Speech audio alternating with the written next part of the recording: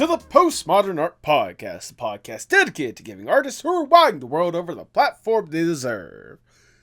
I'm your host, Aiden Ragland, and for today's episode, let the anarchy consume us, especially with this sensational artist bringing forth a vision that is anything but fractured. Today's guest is Gearpunk, a webcomic and digital artist creating the sensational sci-fi, time-traveling, mind-bending webcomic Fractured. Gear has been someone that has been showing a lot of love and support for the podcast for a long while now, and especially seeing the sensational art that he has been working on, that he has been crafting for a while, especially now that it's coming to light for a wider audience such as yourself. Well, I knew I had to get him on the podcast to talk about just that love that he has for this community, as well as the love that he has for this incredible concept he has been molding for ages. If you enjoy our guest, please make sure you support him with the links down in the description below, especially checking out his webcomic, Fractured. We'll be talking a lot more throughout the podcast on why you definitely do need to be reading it, but let me tell you right now, it is absolutely worth the read. If you enjoyed the podcast, make sure you like, share, subscribe, or follow whatever audio streaming platform you prefer. Leave 5 stars wherever you can. You know I see that stuff. You know it genuinely warms my heart. If you want to go a little further with that support, may I recommend you check out the merch shop on fourthwall.com. In fact, by the time this episode has come out, we have brand new Pride merch, as done by the sensational Roshan Galaxy, to where you can see the amazing logo that they designed being in all sorts of different colorways, whether it be gay, trans, bisexual, lesbian, non-binary, several different LGBTQ plus colorways that I highly recommend you check out, and I sincerely hope you take the time to purchase, not only for the fact that they look absolutely amazing, but half the profits go back to Roshan, and the other half goes to either Lambda Literary, which is a charity that tries to publish artists in the LGBT plus community, or the Trans Lifeline, providing a safe space for trans people that are currently struggling, especially in today's climate. If either of those causes sound like a worthy one to support while also getting some really incredible quality shirts or stickers that would look fantastic on you today, please check out that link in the description below and get some today.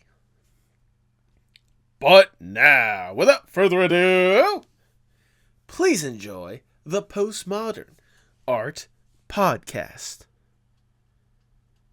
It's been a week. It's been a long week. I can imagine. But things are kind of falling in line. I've been looking forward to this, and it's been sort of keeping me going with the long week. Good. And stuff like that. I'm glad to hear that. Amazing. So I think we're here. Keep talking just for one more second. Keep talking. Keep talking. I got you. Pretend to think. I got you where I need to be. Amazing. Beautiful, gorgeous, stunning. Love it. Anyways, if nothing else, hopefully me being goofy kind of takes a little bit of the edge off a little bit, you know? It really does. It really does, because I'm also goofy as well, so Good. I'll be able to feed off of the goof, and we can just goof together, and it'll be great. That is what we need for a podcast where two people goof together all night long. I mean, or all day long. Gotta be fun about things. Yes, that's what we're going to try to do. We're going to definitely try to be fun about things. Sincerely, though, thank you so much for taking the time to do this. Like, I know it was kind of out of the blue, out of nowhere and whatnot, but, like, it's not like I haven't noticed your stuff beforehand. I mean, you've been a very big supporter of this podcast, and I genuinely do appreciate it. And in return, I wanted to give that love back by showcasing yourself to the world. Of course, and just seeing the love that you bring to the community and the artist community and stuff like that. Like, this is the kind of stuff that we need. We need people passionate about it, and we need people talking about it. So. Absolutely. I was thinking about this the other day. When did you first even hear about the podcast? Because I'm trying to think when along the cycle of, or when along the way you found out and started supporting. I think you followed me, and I go through, and this was a while ago because I remember seeing your stuff for a while, and I go through everybody who follows me just to make sure you're not a bot, And I was Fair. like, oh, what's this about? Okay. Okay, I can get behind Must this. have been like a portfolio And day or something then like that. If that's the case. it it must have been because I'm pretty active on portfolio day and uh like to look for people and find people that way. So that was very well likely it. I was thinking it was either that or I figured you had like gotten on board around the time that I had the creator of Inkblot on the podcast. I figured it was like one of those two or something Oh, like I that. actually didn't know that. I didn't know you had Jay. Oh That's yeah. awesome. Oh yeah, no, I had Jay. I want to say was it like 106, I think it was. Like episode 106. Yeah, So yeah, it's been a minute. that's awesome. I'll have to go back and see that. Yeah, Jay's great. Oh, Jay is phenomenal. I sincerely wish something the best, not just for Jay, but for also obviously the people at Inkblot because they're trying to do something cool and they just need all that love and support they can get. It's the same thing as you. You guys are bringing this community for artists to have these platforms to exist, and it's so wonderful. Look, you don't have to keep buttering me up. All right, you're already on the podcast. We're Oh, already I'm gonna be gonna be recording the buttering you up this episode. entire time. Don't Nah. worry, the buttering is mutual here. Oh, there you go. There you go. Then this is gonna be quite possibly like the biggest fat content when it comes to an episode or whatnot with all the butter that we're gonna be doing with these shows.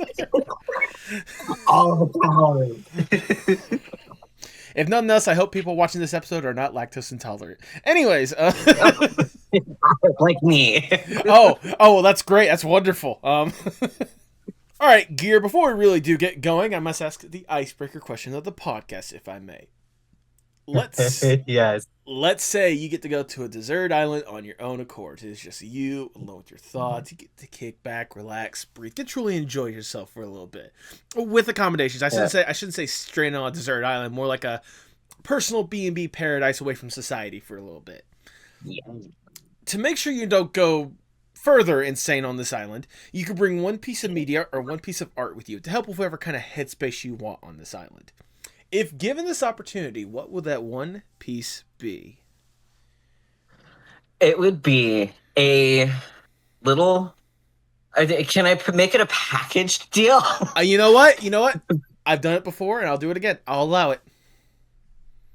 It would be a little computer. Doesn't it? Could be just like a little Chromebook or a little tablet, and attached to it would be a hard drive of immeasurable size, and it would be the entire collection of indie comics in Oh, there. that Because as long as I have a comic to read, I'm good. that's a bold move. Every single indie comic that's out there, that's a bold move. And I'll consider adding some traditional popped ones, but no, I'm my heart and soul is with the indie comics community, so I would be taking each and every single one of you with me. I don't think I've ever had anyone ever say, not just a certain kind of indie comic or a certain kind of album. It's like, no, I'm taking all of them, every single one. You are all mine. If I'm stranded here, I don't know how long I'm going to be stranded here, Oh, and there are a lot. It's as long as you want to be on this island. Like I said, this is a I never personal want to leave paradise. It's a paradise away from society for as long as you want. And honestly, I don't blame you. I do not blame you one bit. I'm tired of living on this rock. I want to go live on my own. Right? Exactly. So I am curious though. I'm sure we'll probably discuss this a little bit more when we actually talk about like comics and how you got into it. But like, let's say I didn't allow you to take all the indie comics. If you had to limit it to just one indie comic, is there one that comes to mind? Shit. You didn't expect that, did you? No, I didn't. So, I think it would have to be Ghost Junk Sickness by Studio Cartridge. Okay. Is there any particular reason why that's the one you jumped to? It's long. It's long. Yeah, It's very long. It's long. They've had a while. Joke aside, it is one of my all-time favorite comics. Okay. I've been following it since they were about halfway, and they just completed it. It's this cool little sci-fi, and I love the characters and everything like that. And it's a throwback to a bunch of the old traditional comics I used to listen to. So I would be taking that one. Okay, that's Highly recommend it too. I will definitely be keeping that one in mind more than anything else. I definitely gotta dig into it because you say just sci-fi alone, and I'm more like, ooh, all right, let's see what. Oh, Hey, that's you pretty have good. not heard it. It's so good. It's so good. Okay, I'll definitely keep that in mind. But regardless, with your original answer, all of the indie comics ever. That is your answer. You're locking that in. Ever been. Finished or not? Finished or not. Finished or not. Well, in that case, yeah, you could technically be on there forever because there's always new indie comics being created. So Exactly. You see my logic. I see your logic. I see the vision. I get it. All right. uh, but with that, I cannot think of a better way to start the Postmodern Art Podcast. Welcome, everyone. I am your host, Nathan Ragland. Feel free to like, share, subscribe, or follow whatever audio streaming platform you prefer. You would look fantastic in the merch that we have at the merch shop, fourthwall.com. Link to that is in the description below. And follow us on Blue Sky, Instagram, TikTok, and most social media platforms at Postmod Art Pod for future updates and guest announcements, including today's guest. He is a webcomic and digital artist, as well as a piercer, anarchist, dwarf, and creator of the webcomic Fractured. Welcome to the podcast, Kian Gracie, aka Gearpunk. Hey, how's it going? It is doing fantastic. How about yourself? Not too bad, not too bad. I'm excited to be here. Oh, I am excited to definitely have you on, like we kind of discussed earlier. If I left that part in or whatnot, you have been someone that you are someone that has been a major fan and supporter of the podcast, and I cannot tell you how much I love and appreciate the support you've given to this podcast, on top of being a fantastic artist yourself. So that's why I definitely needed to have you here on the podcast sooner rather than later. And it's honestly, it's incredible. I'm excited to have today's chat. Thank you so much for being here. I'm incredibly honored to be here and to be talking with you in person. It's great. I know, right? Yeah, as in person as 3 time zones away will allow you to be, right? Full rock away. But before we delve into kind of the stuff that you're making nowadays and kind of this the amazing art that I can't help but love and admire, I want to go back just a little bit. I want to learn more or less the origin story of Gear. What got you interested in the art and comics in the first place? For art, it's as simple as I came out of my mother holding a pencil and a paper. I've been drawing since, and she says I've been drawing since I was 3 months old. Or 3 years old. I know there's a 3 in there somewhere, but Okay. I've been drawing since I have had the mental capacity to do it.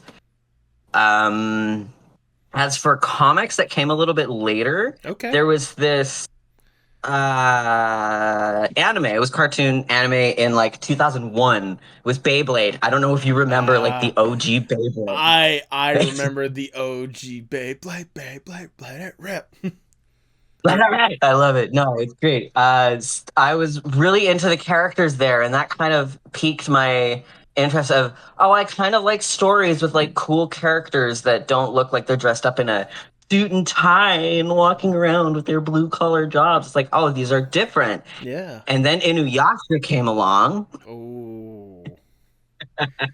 So all of these is like, but I want to make characters that fit into these universes and stuff like that. So I started drawing these little comics of my characters interacting with these 2 characters, and then I started getting into more of these cartoons and anime, and I couldn't animate them, so let's make them into comics. And then the what was it? The Sonic comics came into my life, and that is when everything changed. I was saying nothing was ever the same afterwards. Nothing was the same. I collected as many as I could. I had no idea what was going on in them because none of them lined up. But I was just sitting there, just staring at the art and trying to mimic the art and looking at like composition and stuff like that. And this was back in like the early 2000s, early mid 2000s and stuff like that. So it was a spiral from there. Yeah, it's not the first time that I've heard Sonic was basically the spiral from a person really delving into the art world. Well, they're really well drawn. They really are. You wouldn't think that this silly little pixel game would lead into these incredibly composed comics, and the art is just gorgeous. And I could talk forever about the Sonic comics. They're great. Like, it's actually genuine. Like, if you really sit back and think about it, if you think about Sonic, it's so genuinely amazing how much more love it has gotten from outside media than its original medium of video games. Like, because like obviously people have like their favorite Sonics or whatnot, but like the comics, the TV shows, the movies and whatnot, you know, all sorts of different aspects of it. The fact that people probably remember more about that than some of the video games is very telling about how much care goes into the IP of Sonic, I guess. I imagine there are whole generations of people who have absorbed the comics and the shows and the cartoons and have absolutely no idea that this originated as a game series. Right? Or like they've played or they've played some of the video games and be like, man, they really did a bad job like transitioning this from the cool like comics or whatnot. The other way around. Like imagine if like some of the people nowadays like their first exposure to a Sonic video game was like Sonic 06 and they think, nah, I'll just go back to the TV show. It was so much better. Or Sonic Boom. Oh my god. Oh my goodness. At least the TV show with Sonic Boom was at least remotely entertaining, you know? I didn't even know there was a Sonic Boom TV show. Oh, yeah. I looked at the game, I looked at a little bit of gameplay and was like, nope. The character designs are cool, but I cannot do the voice acting. Look, I don't think I've watched a single episode of Sonic Boom, the TV show, but I've seen so many clips because they found a way to like hide in like so many different jokes and like break so many walls or whatnot to where like if it was like just something in a different skin or whatnot, like it would be considered like one of the funniest like kid shows out there more than anything else. Oh man, maybe I gotta give this a try. Literally, just look up like Sonic Boom funny moments or whatnot, and you'll see just like. I'll absorb the clip. Yeah, exactly. That's what most people do. They just absorb the clips or whatnot. I did at least want to go back to just like the animes and the mangas like really quickly or whatnot. Like, what was it about anime in particular that kind of just drew you into that world like more than anything else? Because it's a unique world to be drawn into. Yeah, it's different.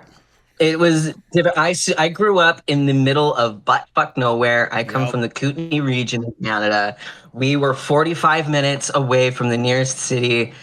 We didn't really have much, so my exposure to things was there is a forest surrounding my little town that I get to go in, and it was great. It got me out. Yeah. But when I was at home, I didn't really have a whole lot to do, so these animes started popping up on the TV, and I was like, oh, I like the way that looks. That's different. Yeah. The characters look different, and they talk differently, and it was just the step out of the norm.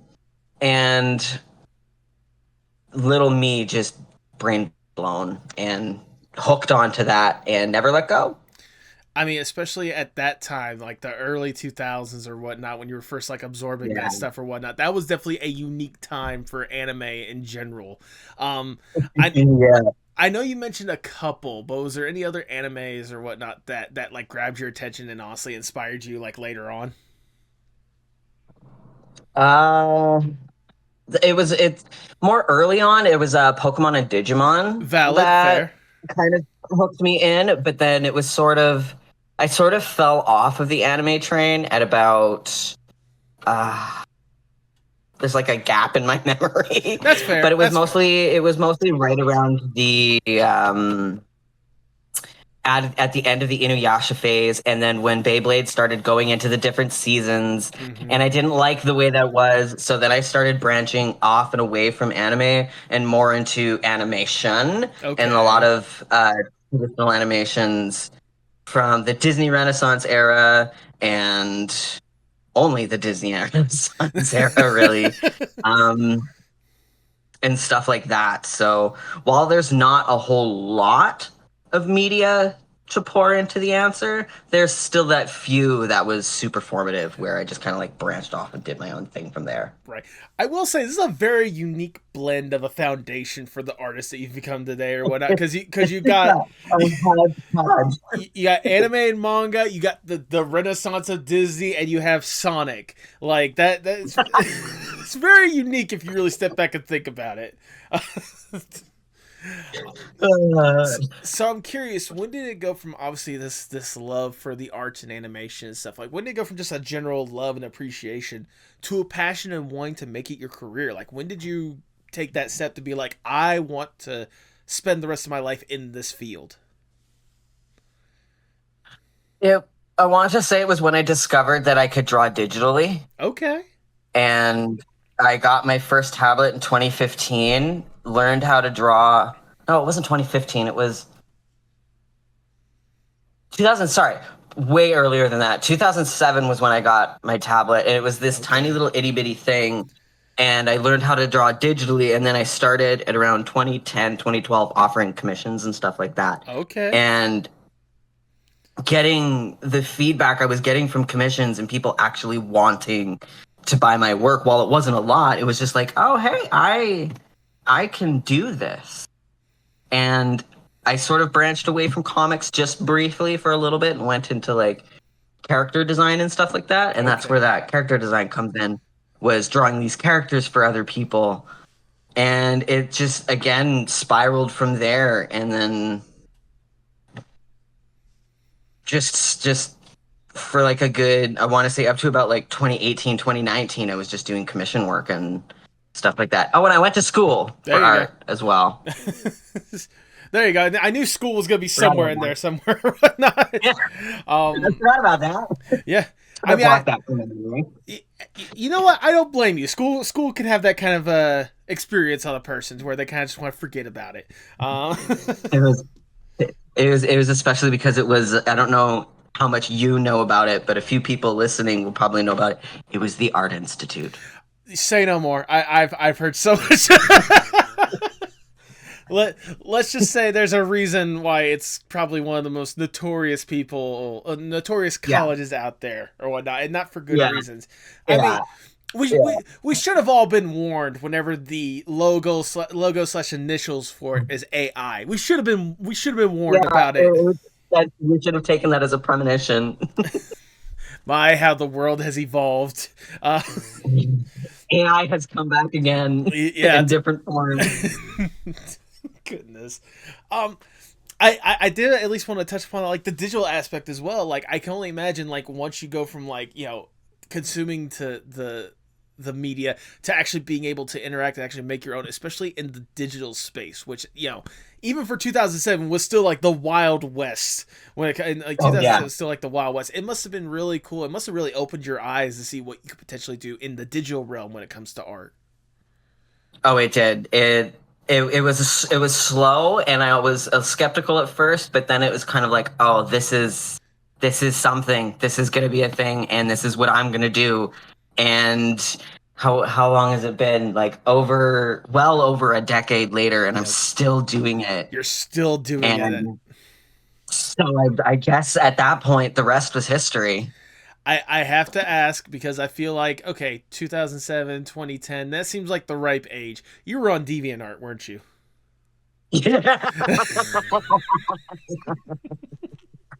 Yes. Yes, I was. And my first handle ever was iHardcore. Oh, I'm sorry, say Like that like again? like the iPhone. iHardcore. Like, you know how the iPhone has like the lowercase I? Oh, your first, it was iHardcore or whatnot. That's Yeah. great. It's that DeviantArt era, if that sets anything. Oh my Just gonna age goodness. myself here. I mean, to be fair, like I've had a good handful of guests coming on this podcast and talking about how they were part of that Wild West, like what's more or less referred to as the golden era of DeviantArt, for better or for worse. Golden, yeah, yeah, yeah. And then Tumblr after that. Oh yeah, Tumblr. After see, that's the thing. I got in like the tail end of the golden era of Tumblr. I was on Tumblr, of all things, being a role play account more than anything Yeah, else. So, yeah. goodness. So yeah, no, I know what you're talking about. And then obviously it devolves into the shit that we know it for. The reason why I call it, there's a reason why it's called the Mhm. golden era and not the Yeah. not the continuously good site that is DeviantArt. Yeah, no, it'll remain there for the rest of time, basically. Yeah, absolutely. I can especially imagine like once you've really like again, how much of an eye-opening experience it was to be on a site like DeviantArt and to see kind of like the wealth of different art styles and the wealth of different artists and what they had to showcase at that time. Oh man. Oh man, little me, that just browsing through the main feed, just my brain was it's like that gif of Kirby just inhaling all of the food. That was my brain when I discovered DeviantArt and started getting into like the Pokemon Nuzlocke comics is Okay. where it really took off for comics for me was through DeviantArt and gonna segue into Fractured a little bit here, but the first main character, Kai, started out as a Pokemon Nuzlocke Oh. protagonist. Oh, that's a juicy little nugget of information to hear right there. More than anything else, I mean, I can instantly see that. I can instantly understand that because I mean, obviously, especially the OCs that you love, like you hold them near and dear, and Yeah. you want to try to implement them as much as they can. I I'm curious. I'll definitely be talking more about this when we really go all in when it comes to Fractured. But I did at least want to touch upon Yeah. like the webcomic aspect or whatnot, because obviously Mhm. web comics are a major part of you now, especially obviously with you making a web comic now. You Yeah. said that DeviantArt was more or less that start. What truly like spark like the Pokemon Nuzlocke? What truly sparked it? What was it about web comics that made you want to like invest yourself in that kind of world? I think it was just seeing all of the comics, just kind of coming back to it because it brought me back to the first little comics I would draw my characters in with like Beyblade and stuff like that. Oh. It kind of re-sparked that and was just like, oh, hey, I can do that. I'm gonna do that, and I did I do that. it. I can do that. Uh, It was my I can do that moment. Like the little light bulb turning on was seeing those comics and just diving in and making it my own. Absolutely. I imagine it's like it's a little bit with that. Obviously, like seeing the DeviantArt and letting the comics really imagine that. I can also imagine that part of the recipe for really getting back into that has to be some of the TTRPGs or tabletop RPGs that you participated in or whatnot. Like, because you mentioned that character design was a major thing for you. So how much was like tabletop RPGs like really help influence like designing characters and developing characters and such? It's funny because TTRPG is actually a fairly recent thing for me, Oh, is it and now? while yeah, I had a little bit of experience before, but it was a they threw me in and assigned me character. So I Okay. didn't really have fun with it. So I sort of just branched away from that and kept sort of to my own thing until very recently. I have friends who DM and stuff like that, and Mm-hmm. they came to me for commission and was like, "Hey, can you draw my characters and stuff like that?" So I did, and then I started drawing more and was just kind of like, oh hey, I kind of like this too, and I like the character design aspect with that, and it just kind of there's kind of a running theme here where I discover something, I like it, I spiral. Yeah, based on what we've talked about so far, whether it's the early animations, the DeviantArt web comics or whatnot, and now with the tabletop RPGs, like Tabletop RPG. you're just like basically So just like a taking cyclone of different things, aren't you? yeah, I don't do things the normal way. I take them head on and just turn them into a cyclone. I mean, you know what? So it I say I'm like that when it comes to the stuff that I'm into as well. Like, getting interested in the arts and like wanting to talk to people or whatnot. Wrestling, I'm a huge wrestling fan, and I get a little taste of yeah, that and just go all in when it comes to that kind of chaos or yeah, whatnot. So, love yeah, it. I love it when humans find things that they love because then they obsess over it, and I just yes. love it. They obsess over it and then they spend thousands of dollars that they probably should have saved for something else into it. You get it. You get I it. totally get it. I totally get it. So, I imagine, obviously, as someone that well, back to the tabletop RPGs or whatnot. As you got more Mhm. invested into that, how much did that experience again, like, kind of get turned into creativity for you in order to like design characters and such? Because I know, like, with the limited experience I have with role playing and tabletop RPGs or whatnot, how much Mhm. fun it is to like really just invest yourself and really develop like the little quirks and the little details when it comes to characters. Hmm. It it's sort of, you'll kind of find the themes. I don't have them introduced in the comic just yet. Okay. There's a little bit of a sprinkle in, but a lot of the characters follow a lot of TTRPG tropes. So Oh. you have the heavy wielding dwarf. You have the elf that is ridiculously magically overpowered. And then you have the rogue that's a little grump. So a lot of the little bits and pieces that I've picked up through creating these characters for people and creating the characters for my comic, um, a lot of people who are into TTRPGs will pick up on those little things, Okay. and I do intentionally want to almost parody the tropes as well, and that's why I Okay. use trope, because I want people to go to point and be like, "Hey, I know that kind of character style," and sort of put like a funny twist on it where people from other aspects can find the little humors like that. Once again, quoting memes again, it's like freaking Leonardo DiCaprio in Once Upon a Time in Yeah, Hollywood. Just yeah, a yeah, that's it. that right there, right there. Well, you know, at this point, I think I've already teased enough about it. I've already danced enough about it. And I know how badly you want to talk about this. So let's just dive full on into this bad boy. Like I said in the intro, one of the things, on top of being, again, anarchist, dwarf, digital artist, webcomic that artist, all that kind of stuff, one of the things that you are doing right now is you are creating, or you're developing, or at the time this releases, you have dropped the first full volume of your own webcomic known as Yeah, Fractured. Now, yeah. for those that may have no idea what in the world we're even talking about in the first place, how would you describe Fractured? Fractured is a hodgepodge of my niche interests. It's a good start. It's a pile, and it's almost entirely scripted out. I Okay. have almost the whole thing put together, and the running theme of this comic is it is one thing, but it is also not. Mm. So I basically looked at all of my favorite media and went, what am I disappointed that is not here? And Okay. I took all of those little bits and I made it into a webcomic. Okay. So you literally looked at the world and looked at all the stuff that you Yep. loved, and you were just like, this is good, but there's something very particular that I want to see. So fuck it, Yeah. I'm gonna be the one to do it. Yeah. Yeah. That's literally what I did. It's just like I Godzilla is another one of my favorite franchises. I'm sorry, but the monsters are just not big enough. Oh, okay. So I made them bigger. You made them huge.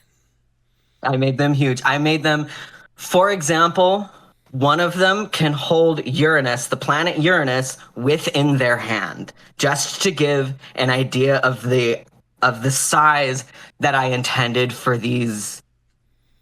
They're not gods, but they're not kaiju in the same sense as, like, they have intelligence, Mm-hmm. but they're big. They're big and they're tangible.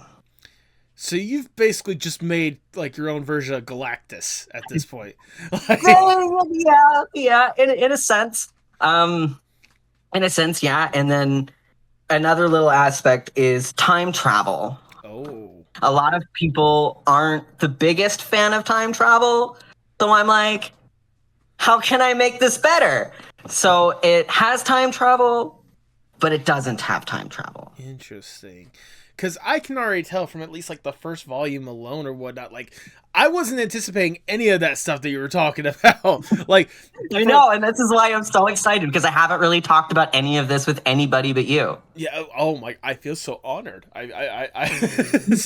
Because like at least from the first volume alone, like you like at least the way you have it set up, it just seems like it's gonna be a tale of a crew that gets shanghaied by space pirates, And basically, Yeah. how in the world are they going to be getting out of this situation? Well, also, there are some other elements that we're not getting the full story of, especially when it comes to certain characters No. and certain alliances and certain allegiances and all Yeah. that kind of stuff. Like, we Yeah. know we have Yeah.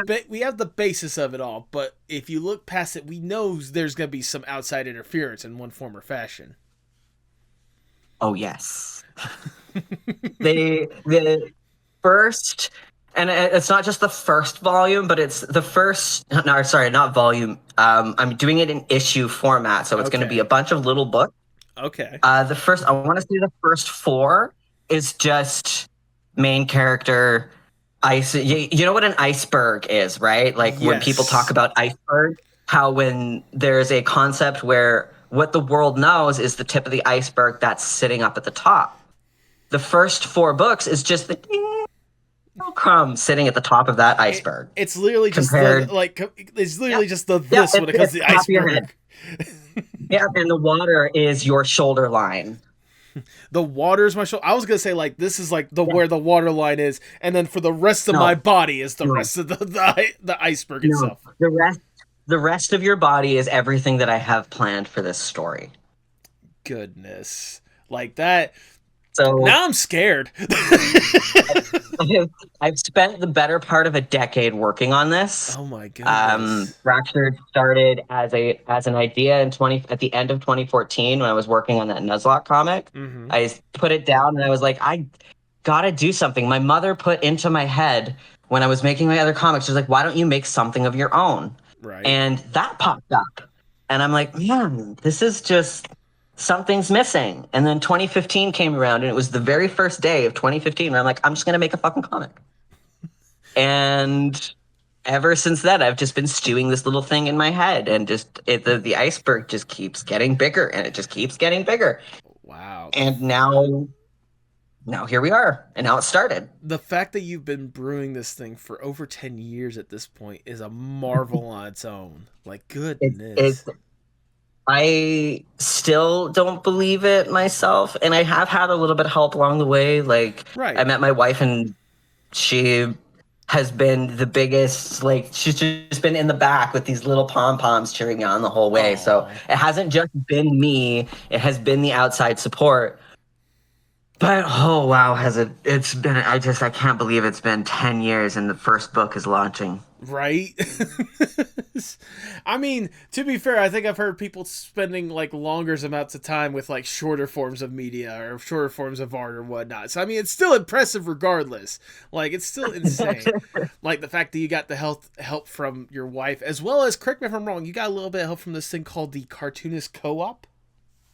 Yes, and I cannot wait to talk about them. I mean, we can go ahead and talk about it now to get back to the comic itself. What exactly is the Cartoonist Co-op? Because I don't even think I've even heard about this before you mentioned it to me. So I'll talk a little bit about how they helped me here, but I'll plug them a little bit more at the end. Okay. It's basically a union of people where we're just together talking about comics. There's a little feedback section where you can be like, hey, I'm not so sure about this. Can you guys weigh in your thoughts? There's work exchange where you bring your thing. It's just like, hey, I need help with this. I can trade. If you need help with your comic, like, we'll work exchange kind of deal. Okay. So I was able to find feedback from people who were literally doing the exact same thing I'm doing. Okay. And Sorry, go on. it's all good. And it's full of a lot of industry professionals as well. So people who have been doing this for 20 plus years and things like that. And I would not be where I am without them. And I've only been with them for like a year or so, I think. Oh, actually, wow. yeah, my year anniversary was in March. So yeah, I've been with them for about a year. That's insane. So it's literally just like a collective of cartoonists that come together, and it's like, you're working on this cool thing, like, or I'm working on this cool thing, you're working on this cool thing. Can we work on the cool thing together and help each other out? Yeah. That's literally it. It's great. That's incredible. This is why I love the artist community. It's like you get people like that just want to come together and help each other. Like, rising tide raises all boats. Yeah, exactly. That's exactly it. That's exactly what it feels like being there. And I can only imagine, especially with some of the people that may have potentially had a hand in helping you out with your stuff, they probably looked at your stuff and be like, what in the fuck is going on? No. Amazing. Especially, even if just like look at the comic, what we've already been introduced, like for those that, are seeing this, as it drops or whatnot, when you're reading that first volume or whatnot, like there's already a lot to digest in just that first issue alone. First off, we're out in space, all right? Like space pirates or whatnot. At what point did you want to explore space? I'll put it like that. Like, what is it about space that made you want to explore that as like the environment of where your story is going to be happening? It happened, I want to say, about it wasn't originally going to be a sci-fi. It was originally going to take place in the, what was it? The 1600s, the late 1600s was when it was going to take place. Yeah. Oh, hold wow. on. We'll get there. So it was originally going to take place there, but I just felt like it was holding me back from some of the concepts I wanted to do. And it felt really limiting. And then I remembered that I have this passion for sci-fi and I love sci-fi movies. So I'm like, okay, well, how do I think big? What's bigger than what we have now? Space. So I decided, how can we evolve this? So that part I mentioned about this being a story about time travel, but also not, that it's still a story that takes place in 1690.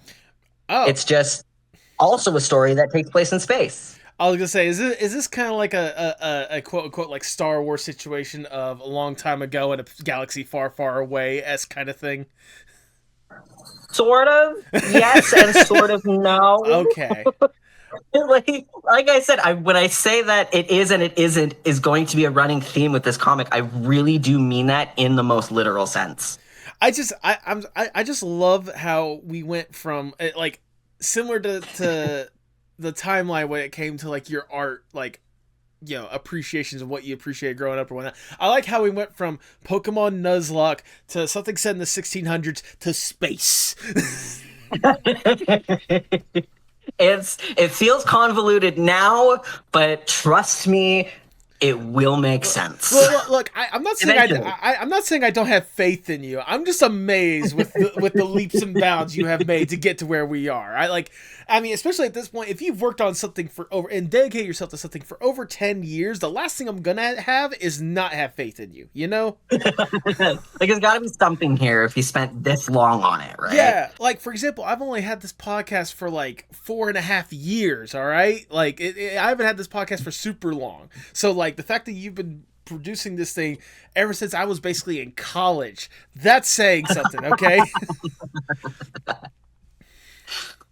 Yeah, I just came out of college then too, so well, there you go. It's all good. It's the same mentality.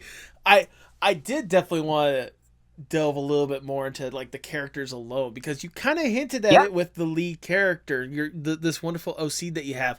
What was the inspiration for Kai, and how did it devolve from, again, Pokemon Nuzlocke comic to this unique character that we're introduced to?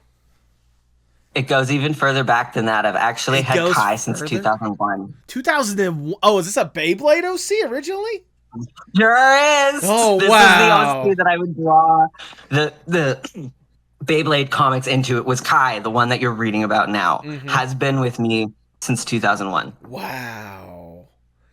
So, and of course they weren't what they are today back then, right.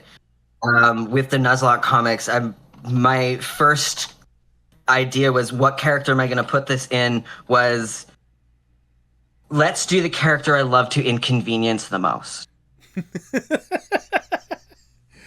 That's a good mentality. That's a good mentality right here. Which character do I love to just fuck shit up with? And yeah, and it's Kai, and you can sort of see it with the first volume.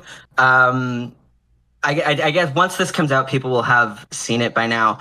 But they're very they're grumpy. They haven't smiled in a decade. They're tired, and everything just keeps weighing on them. And then finally, when we pick up the story, is the moment where they're like, I can't do this anymore. So my inspiration for the first volume was Kai's fighting back against me. Okay. So they're tired of me putting through this, obviously not me, the writer, but like they're tired of just all of this shit coming at them. They're tired of being inconvenienced.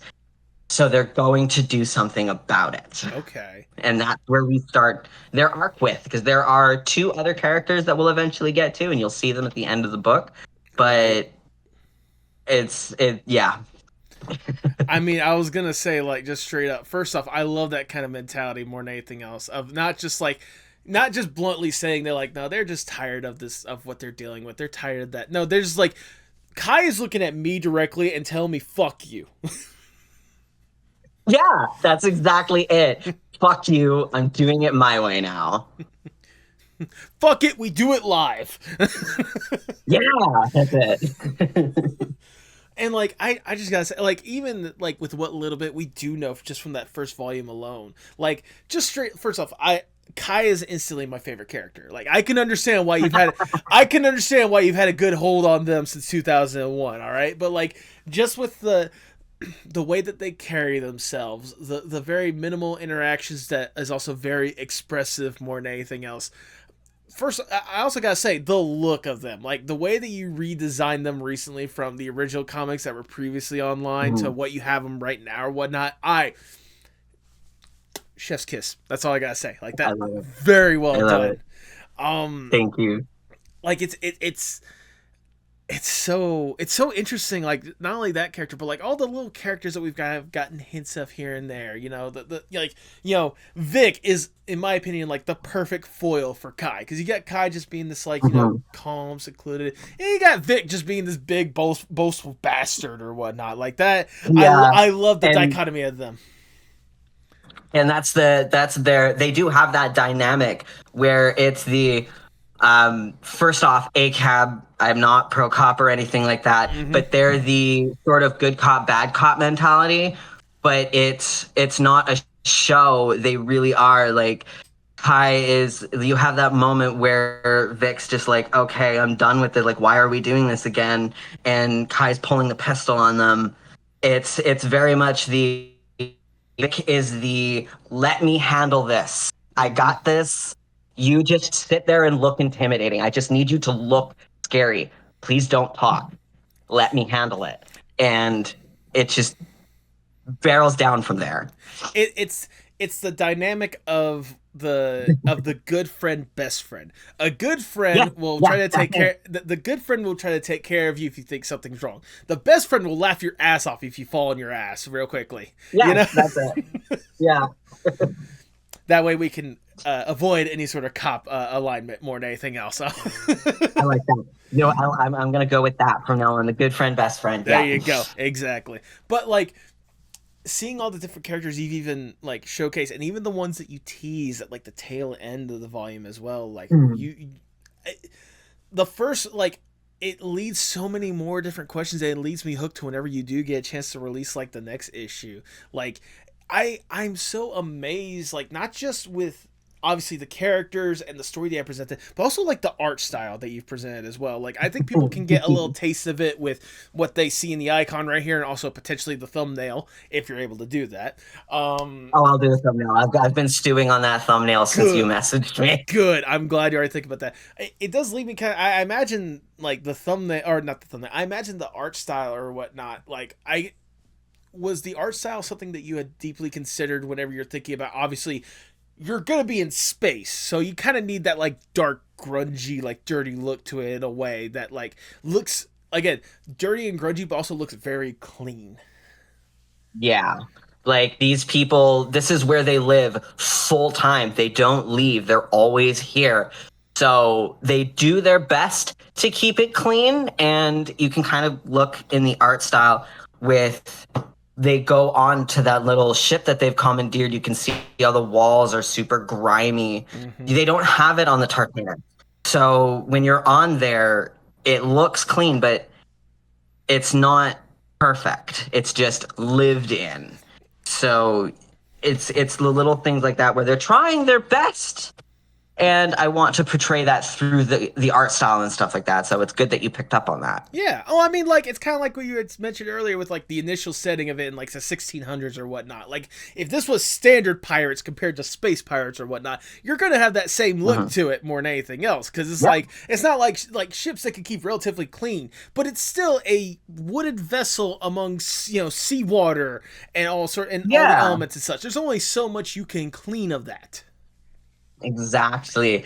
And I want to sort of play on like the actual scientific aspects of things as well, where they don't have all of that seawater and they're not going out and bringing dirt in, but they're in a enclosed vessel with artificial air that's going to create particles on the walls and stuff like that, and health issues in and of itself. So I don't want to skip those beats either. And a lot of the little details with Fractured is something you want to look at, background details and stuff like that. Ooh. People's expressions and demeanors. Like, look at the bags under Kai's eyes are bags under Kai's eyes, not because it's a character design, but because they're fucking tired. They're just done with everything, okay? Like, so to say that the style was intended is very much correct. I would have started this comic a lot earlier if I felt I was ready with it, but I wanted to develop the style a little bit more to implement certain things, such as just environment and stuff like that. Right. Well, I mean, if that makes sense. No, it makes 100% sense or whatnot. Like, really wanted to make sure that every little aspect of this comic is something that you want to at least like pay notice to. Maybe not pay in deep detail attention or whatnot, but like it's definitely something to pay attention to, something to notice, especially the further we go along, how you can potentially go back at certain points and be like, oh, so that's why this is like this, or oh, that's what this happened and this meant or whatnot. That's it. I mean, to be fair, I was gonna say, like, for me, the way that the ship looks, or at least like the interior and whatnot, it reminded me of recently, me and my girlfriend, we went to go watch Mickey 17 a few months back or whatnot. I don't know if you had a chance to watch that film or whatnot, but I haven't, no. But I mean, like, yeah, the premise of that is basically like, well, at least like the environment or whatnot is basically this crew of Earth people that have left Earth and are going on this multi-year voyage to go to a different planet or whatnot. Yeah, so it's like that same kind of mentality, that same kind of thing is going to be happening. So, like, to see, obviously, like, the ship's not going to stay clean and pristine the entire multi-year path that they're going to be going on this trip or whatnot. So, yeah, I highly recommend Mickey 17 if you hadn't had a chance to watch it. It is a fun film more than anything else. I pulled up the synopsis for it here, and I just gave it a look over, and this is absolutely something that I would like. I think sure. So I think especially with what I've been able to chat with you about today, and also what I've gotten the chance to know about you beforehand or whatnot, this is exactly up your alley. All right. I'm excited. Absolutely. I mean, like, also, I just gotta say, like, when it comes to what you have potentially planned with Fractured or whatnot, I am so curious because I'm gonna give a tiny bit of a spoiler alert when it comes to like the first volume or whatnot. But like, I was already confused. Yeah. I was already like wondering like why exactly is up with this ship, or like what secret things are they hiding like with this ship that they've commandeered or whatnot. But then like there's the characters that you introduce at the end, including the one that's just out in the middle of nowhere and then has to turn around or whatnot for whatever reasons. Like it leads me to so many different questions of what in the world is going on. Like, how is this character going to be a major part for what's going to be happening later on? Like, what is being planned? What is Kai doing? What is going on? What the fuck is going on? I think it's just the blunt question at the end of the day. So my original intent with those two at the end, they were sort of thrown in last minute because it was, and not the characters themselves, like the designs and stuff like that. I've had them for a while, but the idea to put them at the end was following the introduce your main characters within the first section, but also tying them into the story as well, because the last two complete the trio. So it's Kai, Raj, and Finbar. Okay. Those are the main trio of the entire series. We're going to be with them the whole way, and those last two are going to have their own arcs, just like Kai's. So I thought, what better way to tie them into the story than have the scene that I originally had set 4 books from now? Let's bring that scene forward a little bit, Okay. and let's make them panic. Yeah, have that be more And like it was originally going to be like a it was originally going to be a, hey, so this thing is in motion. Can you come back now? Hey, yeah, sure. I'll be there in a few. But no, now it's like, okay, hey, it's go time. Let's get going. And then Raj being where he is, it's just are like, you I just fucking got kidding here, me? man. I just wanted a vacation. Right. Now I have to come all the way back, and I won't spoil what it is, but can you guess where he's coming from? Well, judging by the surface of what we were seeing at the tail end of there, Yeah. I'm guessing Yeah. it's either the sun or Jupiter, one of the two. You are if you are as cold as Pluto. I'm as cold as Pluto. Are we at Pluto? Is that where it is? No, we're not in Pluto, but that's all I'm giving you. Okay, you are as cold as Pluto. That now I'm confused. That's good. That's good. I will rest everyone assured that everything that you're confused about now, I have planned to explain in the next book. Welcome to the hook. Welcome to well, the whole intention for my first issue was for you to leave this book going, what the fuck is going on? Yeah, I think you've accomplished that. Like in the chance I had to read that. That was my intention. Like, don't get me wrong, it's not like a confusing what the fuck is going on. It's like an exciting what the fuck is going on. Like, I need to read more about this to see where it's gonna go.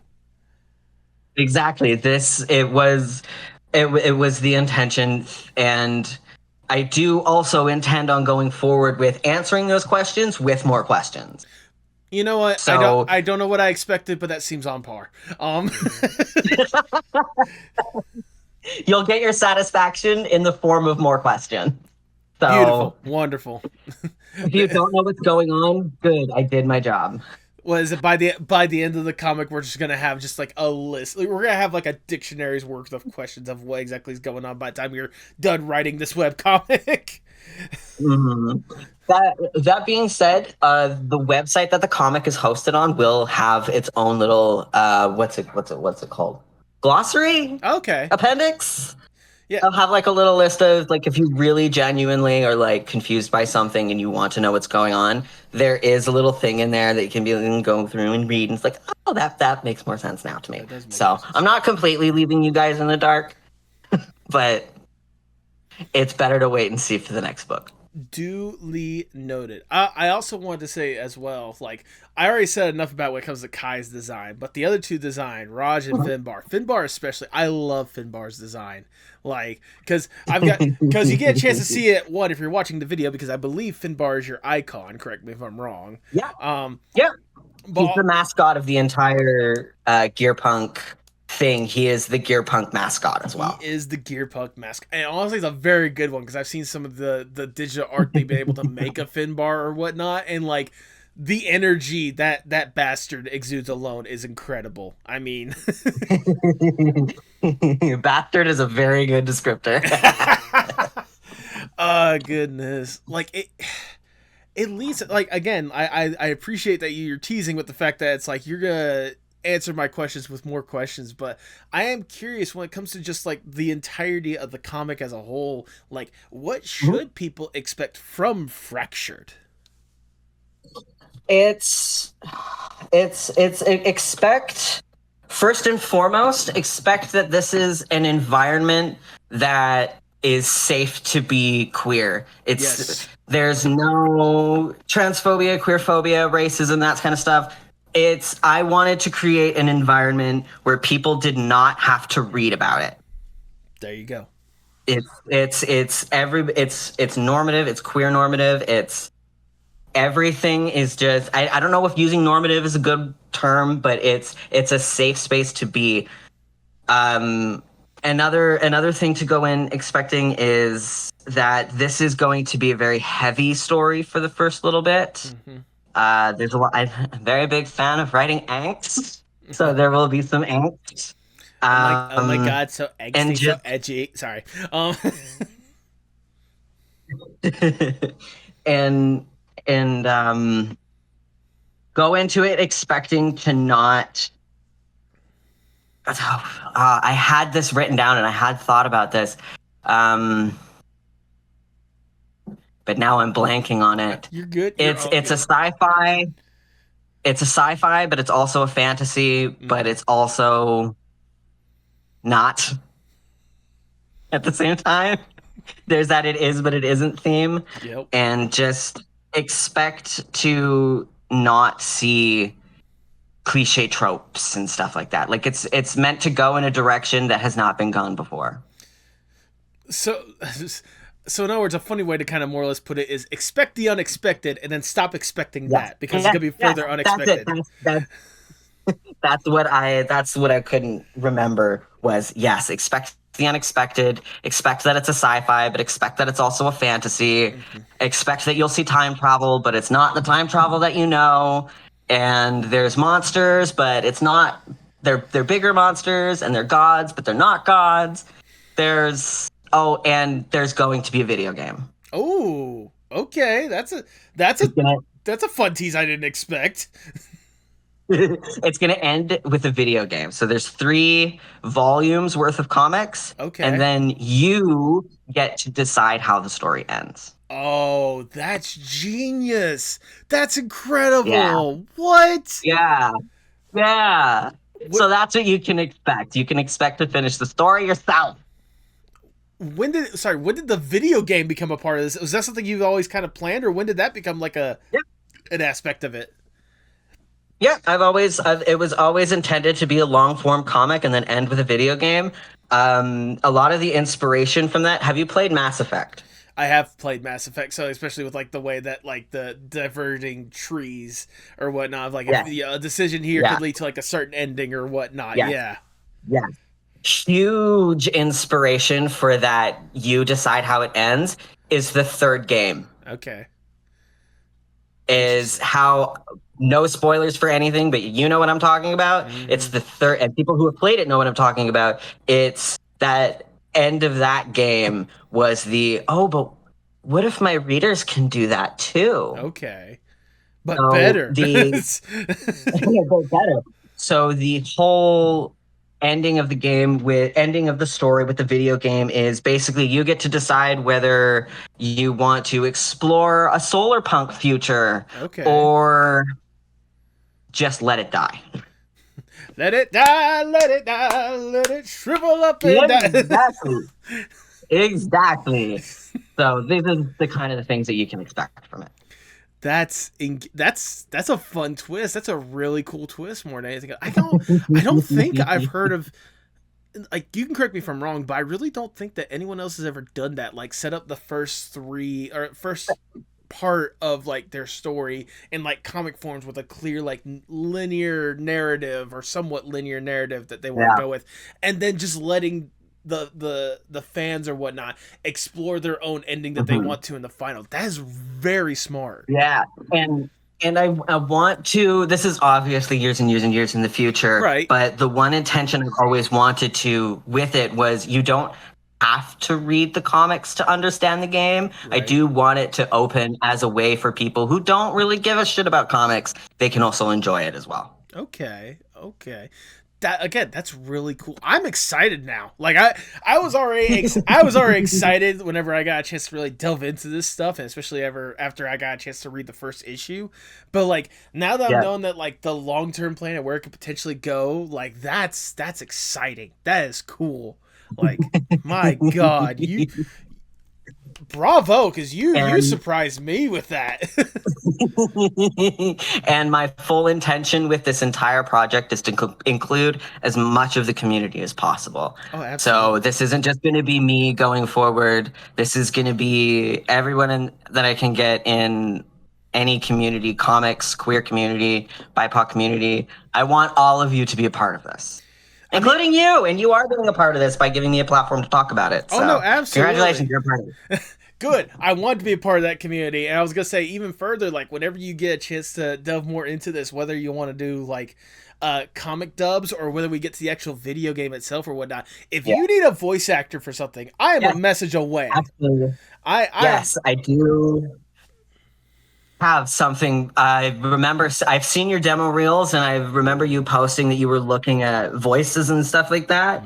So I Mhm. kind of had the little gears turning in my there's my pun. My little gears turning in my head, and I do have a character in mind that you would fit perfectly for. I am excited, and yes, I will do it. There's no hesitation, no question.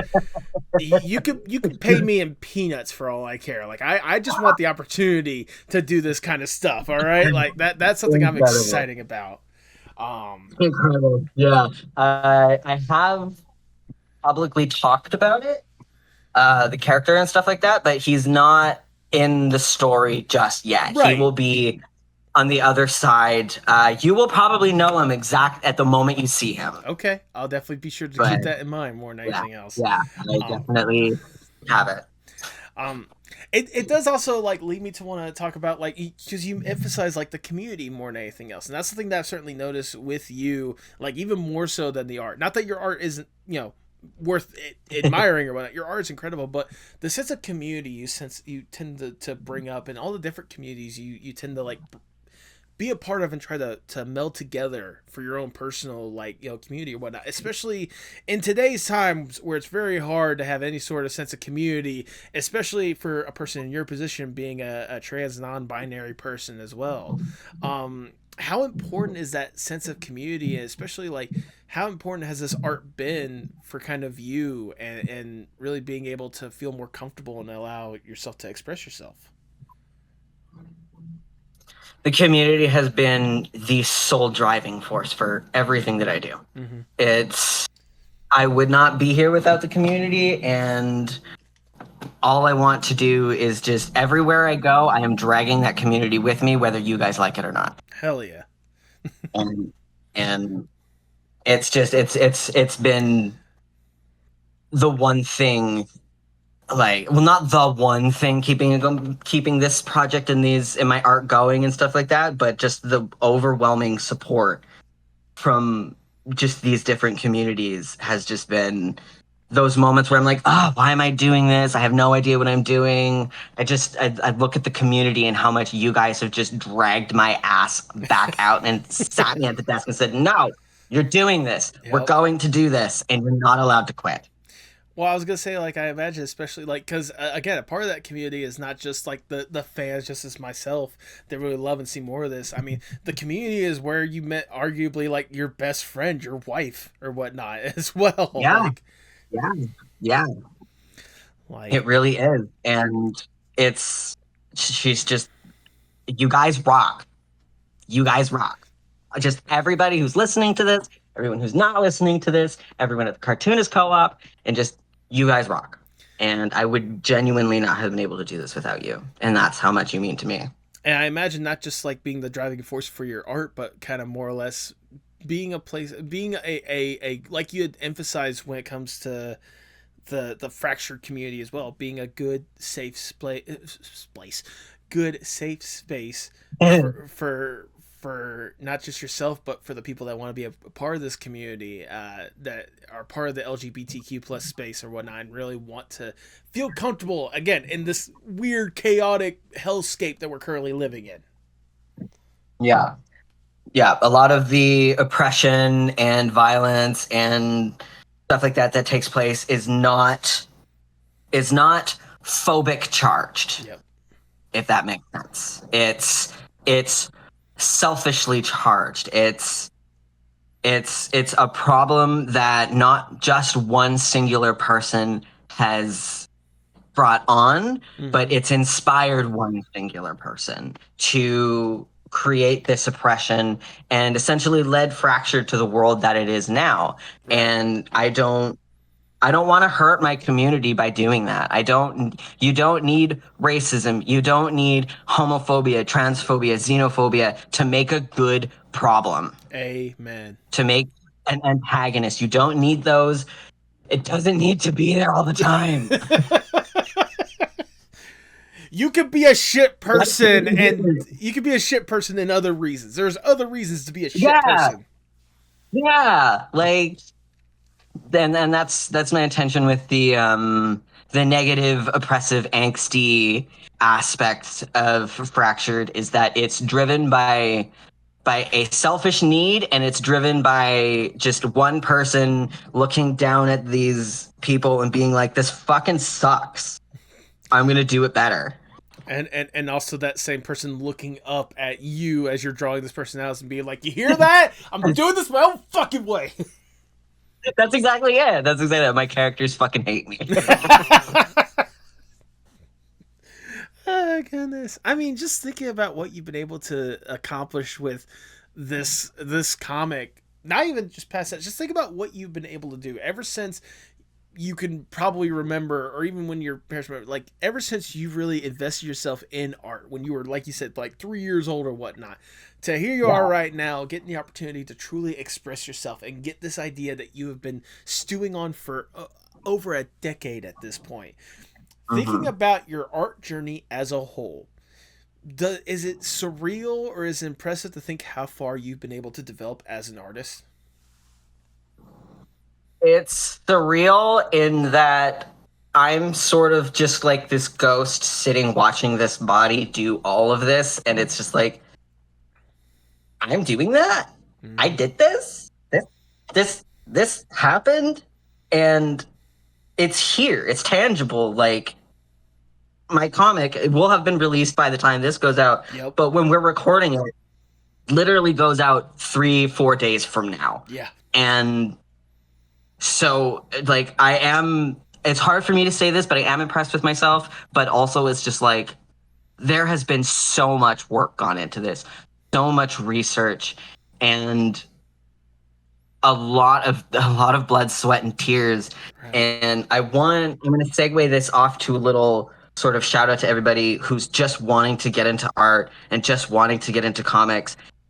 It is oftentimes a very long journey. Yes. You have to be persistent. You have to keep going. And I want people, I'm 34 years old. I turned 35 in September, and I'm only now releasing a book that I've spent a decade on. And it could not have been done without sitting down and just doing it. Just do it. Just do the thing. Just as Shia LaBeouf said, just do it. Just do it. So, yeah. I mean, it's impressive more than anything else. But, I mean, again, it's a matter of you actually getting, sitting down and taking the opportunity to actually do it. Yeah. To actually get it out there. And this was all done with, like, me working other jobs and stuff like that. So it's... If we're right now we're in a recession, but we've been in a recession for quite a while here, it is still possible. It might take you a lot longer to do it, but it's still possible. People, you can still do this kind of thing. Yeah. I was going to say real quickly, as someone that works an IRL job on top of being, creative or whatnot, I get that struggle. I get that mentality. Yeah. It is possible. You can do it. It might take a little longer, but let my comic and my artistic journey be that inspiration that it is possible for everyone. Anyone who really wants to do this, you can do it. Absolutely. Well, for this next question, if I may, let's just say more than just you can do it. Let me give you all the opportunities and all the things possible for you to do it. And if I may, Gear, I want to give you more or less the dream scenario. Let's say I am Big Shot Mr. Moneybags. I come to him like, look, Gear, just with what little bit we've been able to see alone, we know there's something impressive going on here, and that there's a potential to do so much more. You just need a little extra boost, a little extra platform, get you to that point more than anything else. We have access to everyone and anyone in whatever industry possible, and more money than should be possible. We really should be probably investing back in that government so we can get out of this recession and people will be able to actually afford stuff like, a house, a car, all that kind of stuff. We'll focus on that in a little bit. Right now, we are focusing on you and you alone. If given this opportunity, what would be the dream Gearpunk project? A studio. A studio, okay. Make Studio Gearpunk like a legit thing? I would love to make Studio Gearpunk a legit thing. I would love to... one of the problems within the creative community are the publishers. And that's not to say there aren't any good publishers. Of course. But there are a lot of really predatory ones out there. So I would love to be able to stamp my name at the bottom corner of a comic and be the sole reason that comic exists. There you go.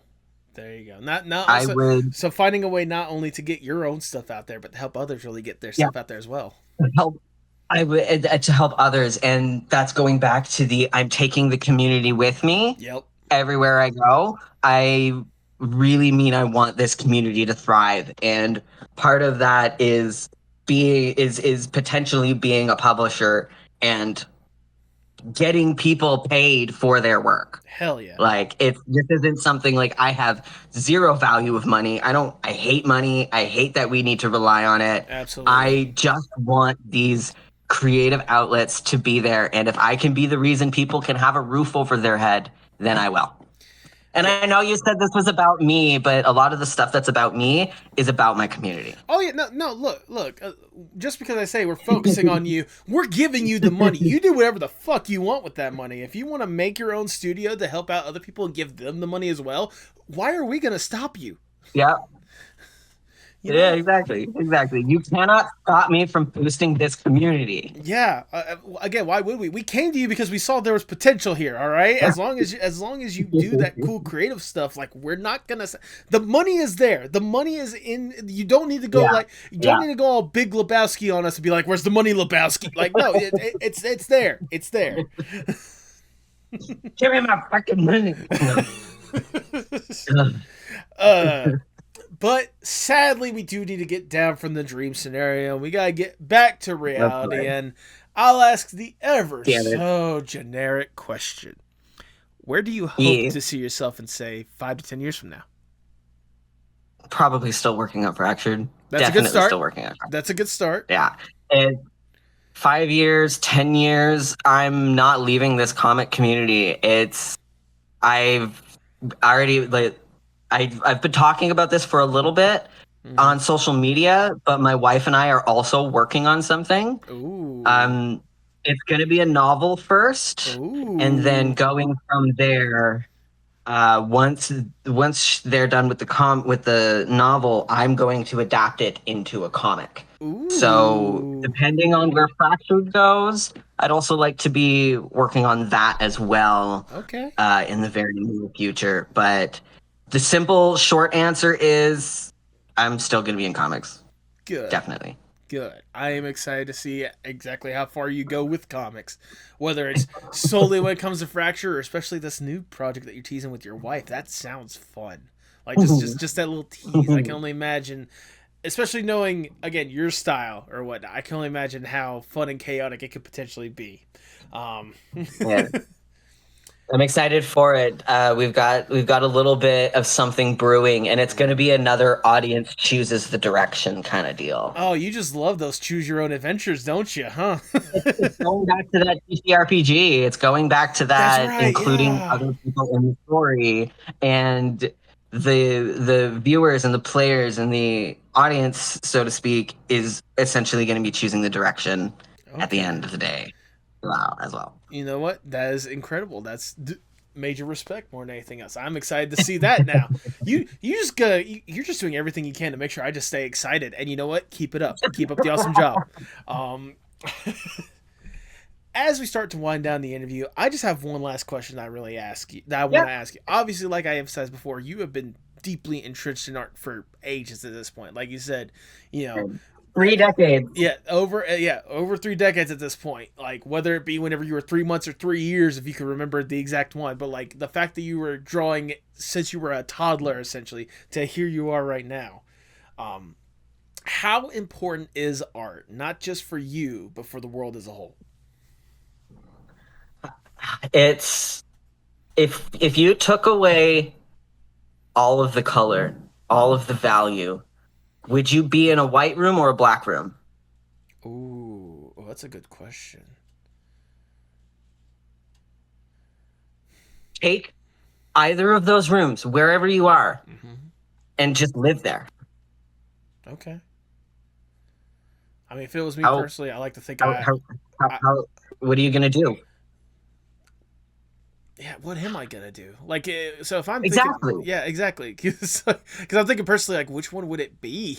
Because I mean, like, I'm still stuck on the am I in the black room? Yeah, I mean, in either or, I'm losing my mind. Okay, like, so it's the important art is important because are you just going to spend your entire life in a white room or a black room? Yeah. Are you, when you go to work, are you going to go to work in a white room or a black room? Like, art forms everything we look at. The shape of the phone that you stare at was designed by somebody using a 3D program. And designed is the word I want to focus on. The cords that we plug our phone into, the one I have has this beautifully woven fabric over it that gives it this aesthetically pleasing look. It's not just a boring cord. Yep. It's a cord that has a functional and aesthetically pleasing look. Art forms everything we look at. It's people were drawing on rock when we finally learned how to draw. Art has been here since we have had the capability of forming creative thought. We would not be who we are today without art. So to say it's not one of the most important things to us as a human, as an intelligent species is an understatement. So if at the end of the day, what's the value of art? I don't know. It's valued based on whether you want to live in a black or a white room, or if you want to live around color and shape and personality and stuff like that. With that in mind, I was gonna say I think I'll pick the white room because at least I could be more creative. I could be more creative with the white room. All right, because then you can, because you have blank surfaces or whatnot. Like with the black room, like you can be creative, but you have to have like very bright colors. With a white room, the possibilities are endless. You see, I'm going to counterpoint you there. Okay. White and black are just values. Exactly. It doesn't matter what bright lights or colors or anything like that. Like, this isn't a dark room. You're not in pitch black. It's just a black room. Right. So instead of picking up a pencil, pick up some chalk. Oh, I didn't think about the chalk. Okay. See? Art is so subjective, and there are. What are we at? Are we at 8 billion people yet? We are at 8 billion. We are at least 8 billion at this point. If one person picked up a piece of chalk or a piece of pencil, depending on what color room you're in, and you just drew a line, by the time we got to the last person alive, we would have a mural. Yep. Absolutely. And all you have to do is draw a line, and that's the power of community. Going back to community, going back to that community, and honestly, I think that is all wonderfully worded, if I do say so myself. I've had a lot of time to think about that. Good, I'm glad to hear that. But Gear, that's all the questions that I have for you. I've already showered you with Lord knows how much praise at this point, but I'm gonna shower you with a little bit more because it's my podcast. I do what the fuck I want. No. Yes, you're gonna take the compliments and you're gonna like it. Anyway. Jesus. No, sincerely, like I said, ever since I first saw you become showing the little bit of love and support for this podcast, like, it has really meant the world to me to have you along for this weird and crazy ride that is the podcast so far. Like, genuinely, that love, like, you being one of the people that constantly, like, likes and shares, like, some of the stuff, like, it meant a lot to me. and especially being able to see that in your own art and the incredible stuff that you've been able to produce or whatnot. Like, I wanted to make sure that I reciprocated that same love and support as much as I possibly could, because I think I love that. I I think appreciate that. genuinely, like, even without the love and support that you've given to me beforehand, genuinely you were doing some incredible stuff. Your art is absolutely sensational. The story that you were brewing up here with Fractured has me on the edge of my seat, and I cannot wait. And especially now that I've gotten the chance to really sit down and chat with you, really get to know you a lot more, and really see kind of like what is more or less like the foundation for this incredible artist that I'm speaking to beforehand or whatnot. Like, whatever love and respect I already had for you, it's through the roof. There is no more roof. That is how overflowing it is.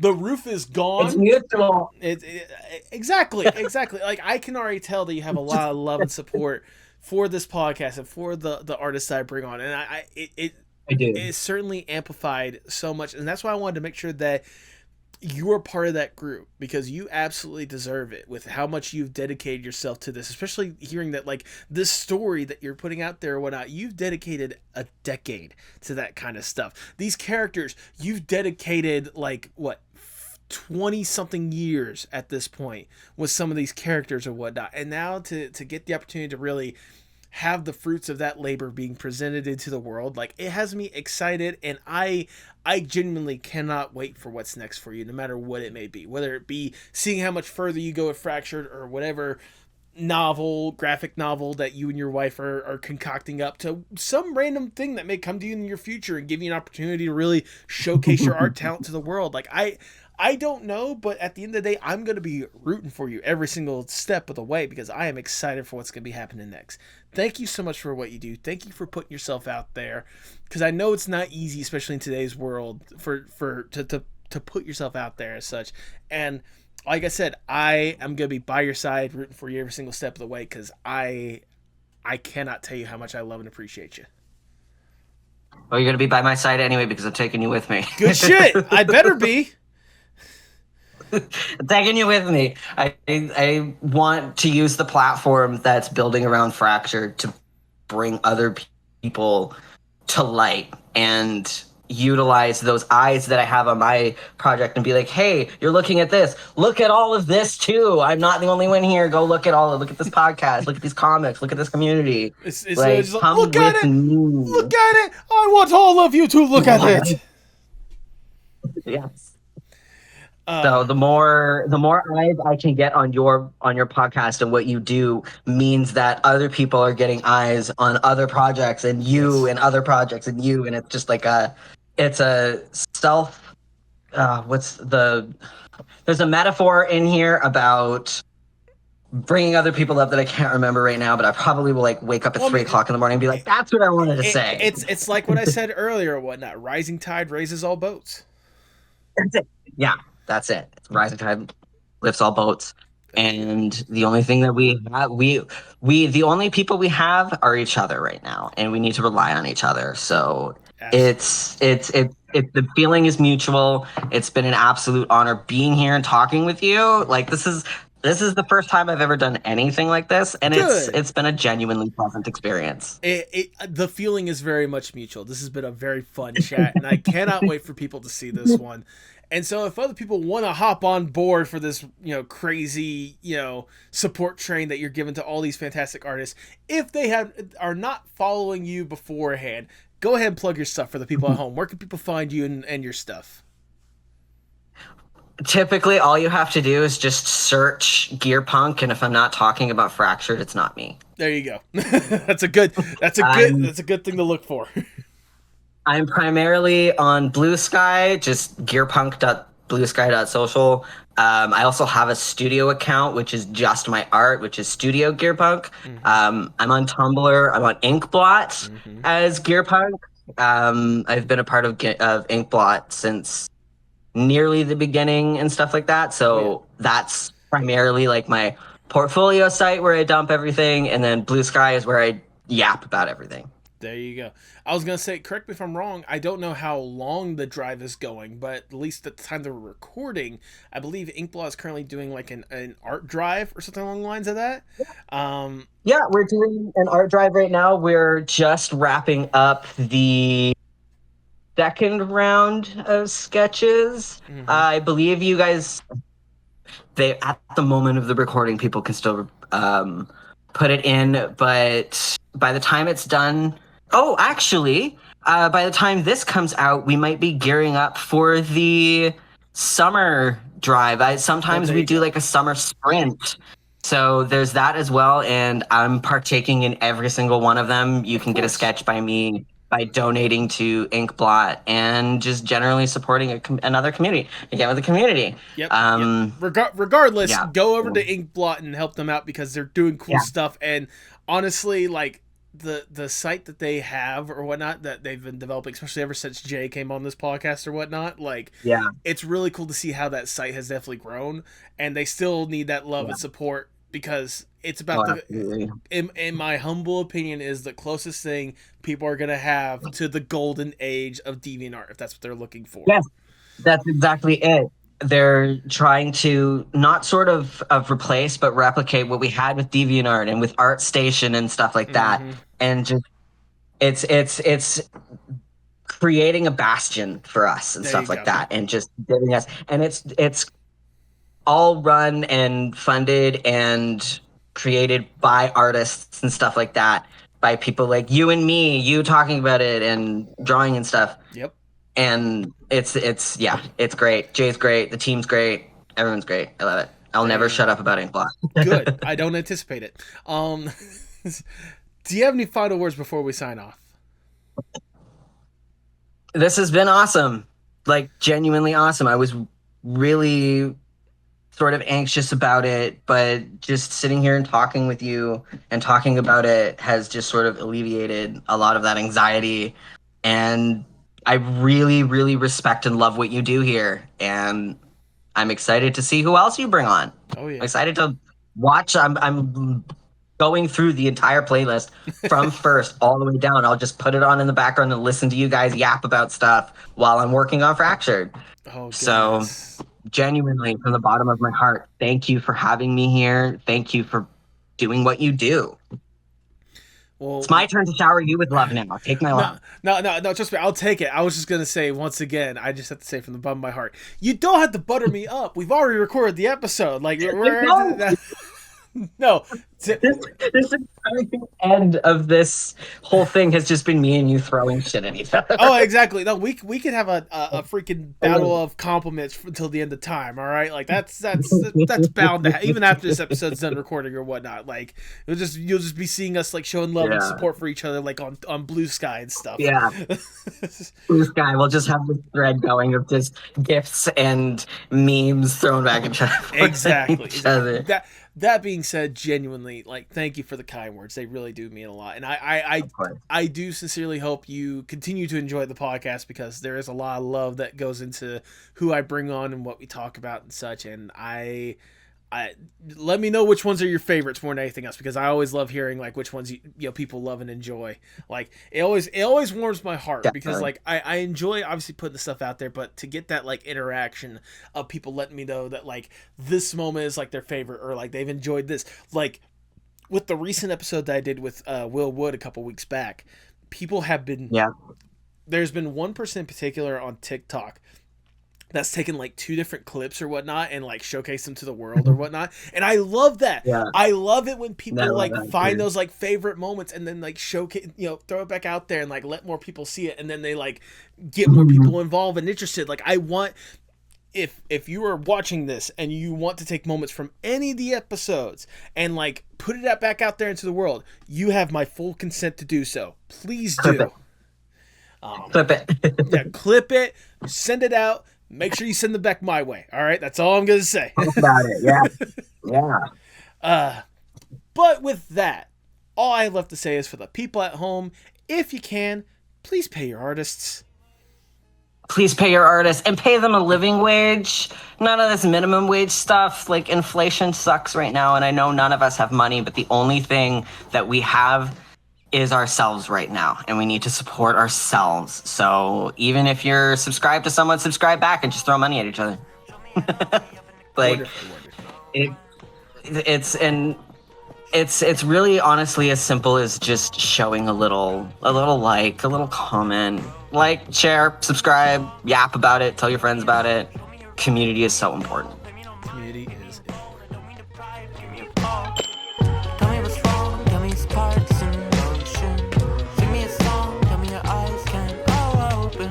Show me it all, pick me up in the car you drove when you used to call.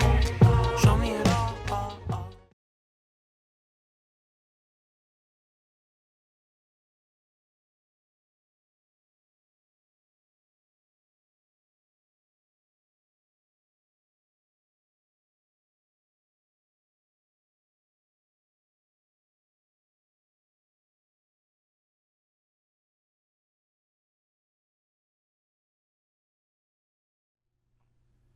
Thank you so much for sticking around to the end. If this is your first time listening, I greatly do appreciate it. Like I said in the intro, especially with the love and support that Gear has been given for this podcast and the incredible art that he's doing on his own, I knew this was going to be a podcast I had to have him on. And Gear, if you have gotten up to this point, thank you so much for taking the time to do this. And thank you so much for the love and support that you've given this podcast, like, for ages now. I cannot tell you how much it means to me. I'm not gonna lie, especially with how last week went. Just kind of the high of going to MomoCon and then the immediate crash when it comes to getting back to reality and back to work. It has been a rough week for me, but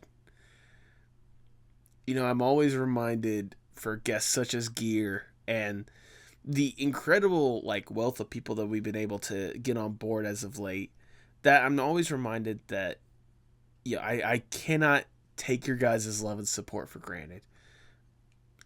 If whether this is your first episode that you're listening or it's the over 200th episode that you've been listening to, thank you so much for your love and support every single time you come to this podcast.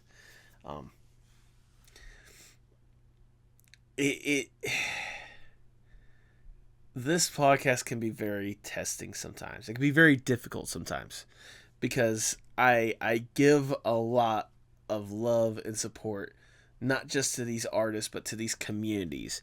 And sometimes the communities or even the people outside the communities do not give that same love and support back. And it's always disheartening sometimes. But I've always got to remember that, there are people out there that truly love and appreciate what's being done, whether it's by the artists themselves or by what I'm doing at the end of the day.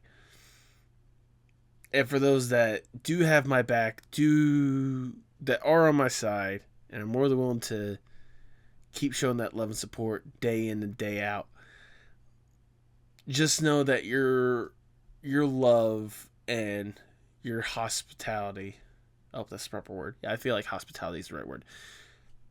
It certainly has not gone unnoticed. I mean, that's a major reason why I wanted to make sure I get Gear on this podcast, because Gear's been showing nothing but love and support for what we've been doing at this podcast for ages now. And to keep that same love and support and try to redistribute it out to so many incredible artists that do so many incredible things. It's not an easy task, but it's one that I'm more than willing to take on. I mean, trust me, I ain't stopping this bad boy anytime soon. That is the last thing. There might be some major changes, but that doesn't mean that I'm stopping. And you'll know when the changes happen. I'm sure to keep y'all at the loop more than anything else. I don't want to leave my community in the dark. Thank you guys for the continued love and support, not just for this podcast, but for the incredible guests that come and go through here. They deserve as much, if not more, love than this podcast deserves. I really do appreciate y'all, and just know that as much as you guys are helping me, I'm more than willing to help you guys out as well. especially in these tough and troubling times, especially when we're in the middle of what's probably going to be the most tense Pride Month ever, if we're going to be blunt.